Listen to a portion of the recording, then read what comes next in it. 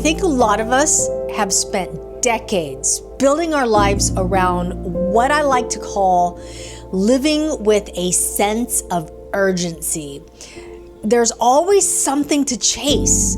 There's always something to prepare for some future version of life where we finally get to rest. And then one day, you hit that strange emotional wall where your body is present, but your spirit feels like something or somewhere else entirely. You realize how disconnected you've become from your own life, disconnected from your own home, and disconnected from your thoughts, and disconnected from your own pace. And I would say, most importantly, you are disconnected from simple joys of living. And I think that's why midlife can feel so emotionally confusing. Because from the outside, life might look actually pretty good. You present that superstar version of yourself. You may have survived hard things. You may have built an incredible career for yourself. You do the responsible thing. You pay your bills, and you handle your responsibilities. You keep going when you don't even know how, but internally, something always feels just a little bit off. This might be your spirit telling you that it's missing you and that it feels lonely. It's about missing your essence. And one time there was a version of you that wasn't constantly rushing to the next obligation. There was a version of you that could sit still without guilt. There's a version of you that knew how to enjoy the morning without turning it into a freaking task list. I remember after leaving the 9-to-5 grind, I was sitting in my house one afternoon and I finally got to listen to quiet. And why? Because there were no meetings anymore. There were no deadlines. There was no nonstop emails coming through that I had to respond to. There was no constant sense of urgency that I was so used to working with. And I thought that this was supposed to feel peaceful. But honestly, at first, it didn't feel peaceful at all. It actually felt very uncomfortable. I think it's because it was unfamiliar. Because you see, when you spend years in that man-made survival noise, silence can feel uncomfortable. And nobody really talks honestly about that part of midlife.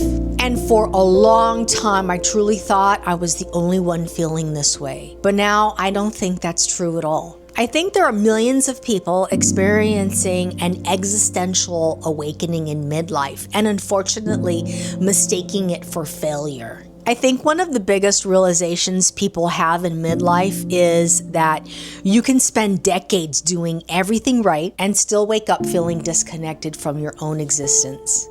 Because somewhere along the way, many of us were taught that the meaning of success is being a producer. Someone who keeps moving and keeps producing and keeps proving themselves. Someone who's constantly focusing on achieving.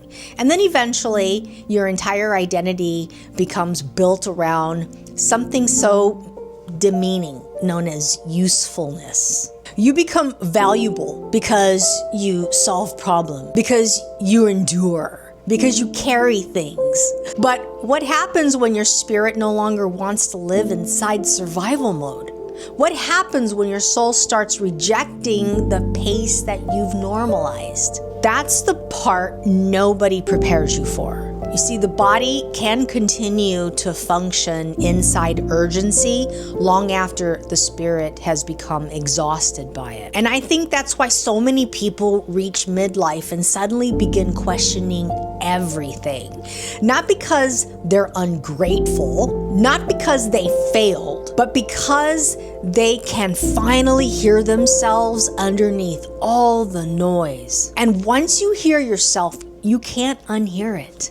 You start realizing how much of your lifetime was spent maintaining systems, expectations, obligations, and identities that may not have actually belonged to you.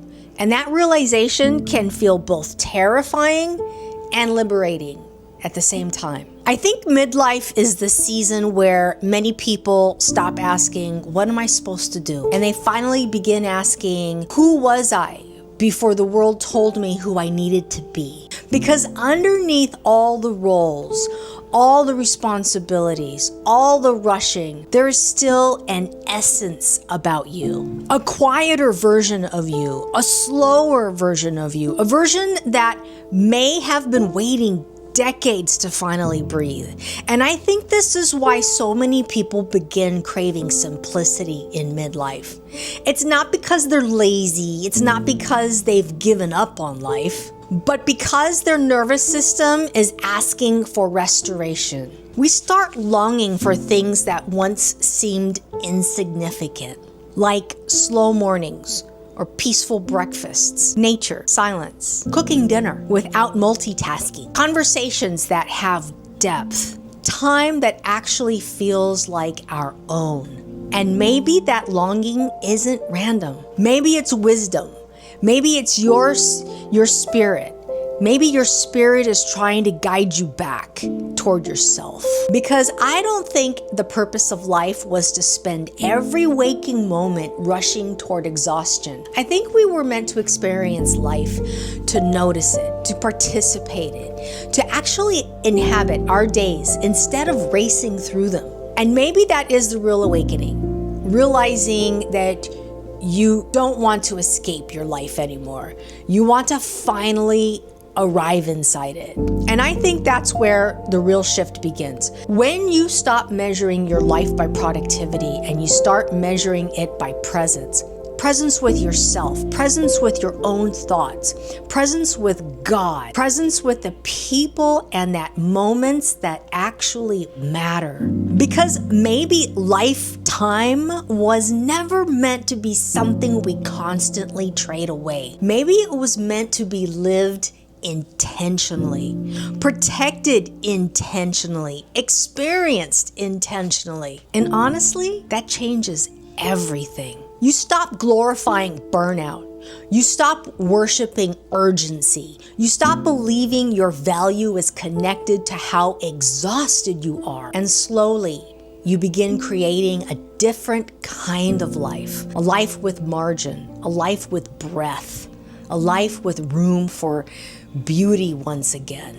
And the surprising part is, the slower your life becomes, the more clearly you begin hearing your own truth. Not the world's expectations, not performance, not comparison, your truth, your essence.